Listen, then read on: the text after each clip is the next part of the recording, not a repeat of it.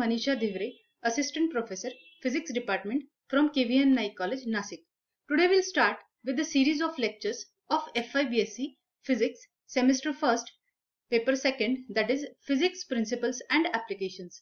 Today's first chapter is Physics of Atoms, which contains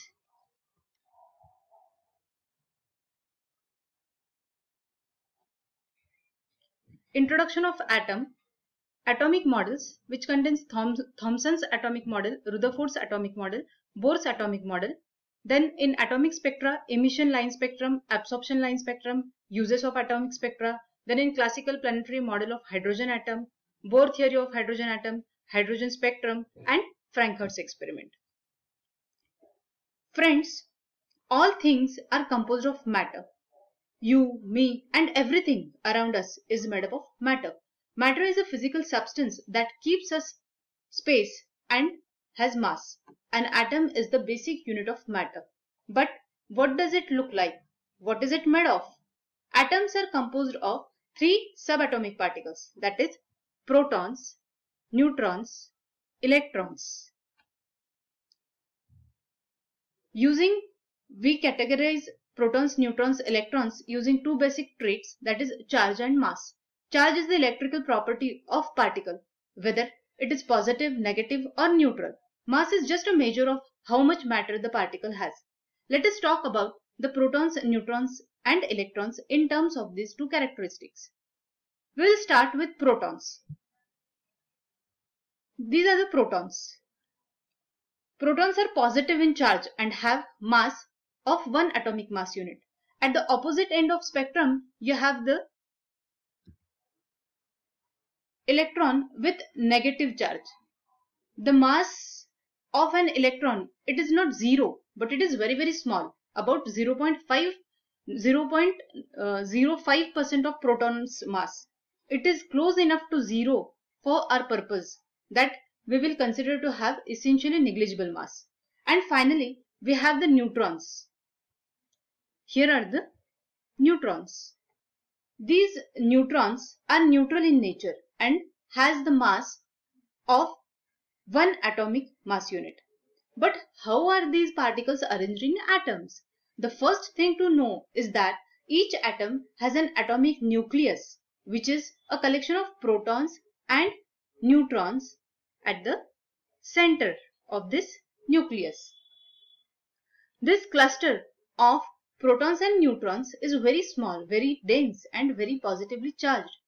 Thus, just leaves the electrons which exist in the electron cloud or the space in which electrons move within the atom. Electrons move around the nucleus of the atom, kind of like how planets in our solar system orbit of the sun.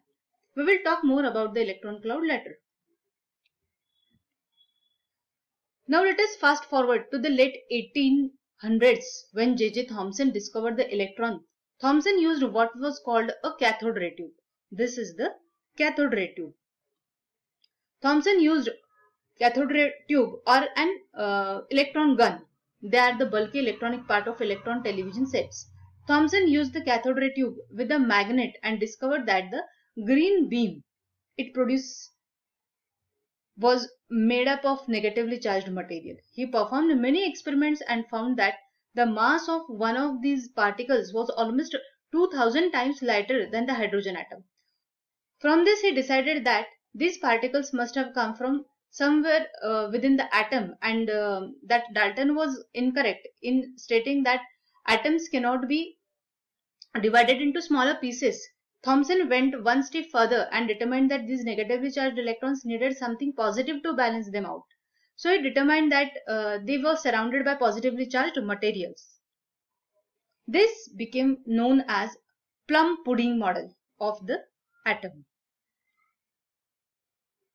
The negatively charged plums were surrounded by the positively charged pudding. These are the positively charged pudding and here are the negatively charged plums.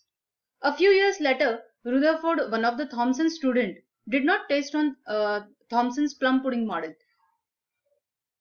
The members of his lab fired the beam of positively charged particles called as alpha particles at a very thin sheet of gold foil.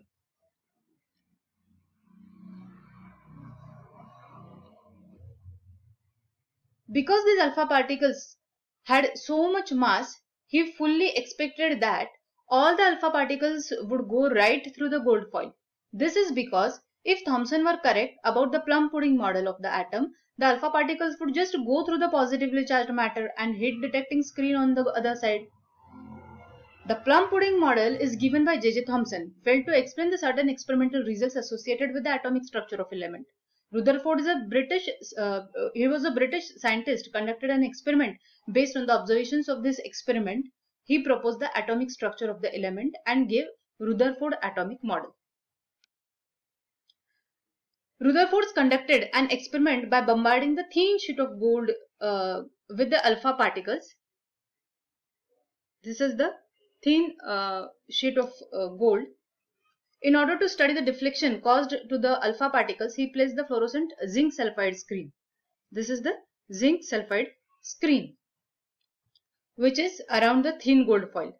Rutherford made certain observations that are contradicted by Thomson's atomic model.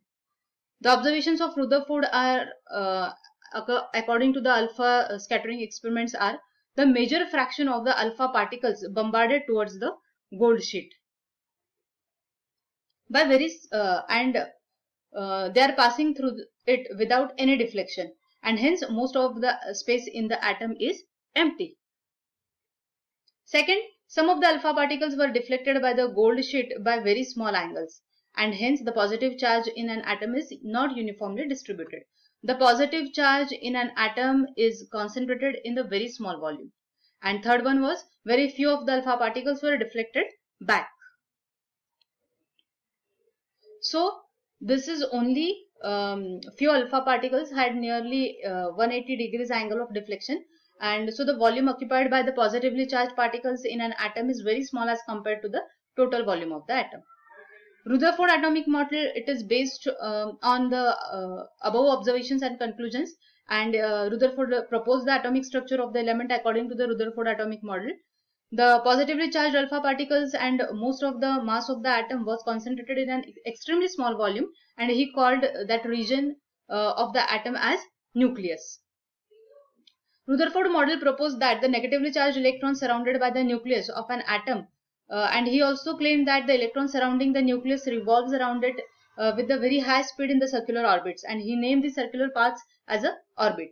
Electrons being negatively charged and the nucleus being densely concentrated, mass of the positively charged particles are held together by the strong electrostatic force of attraction.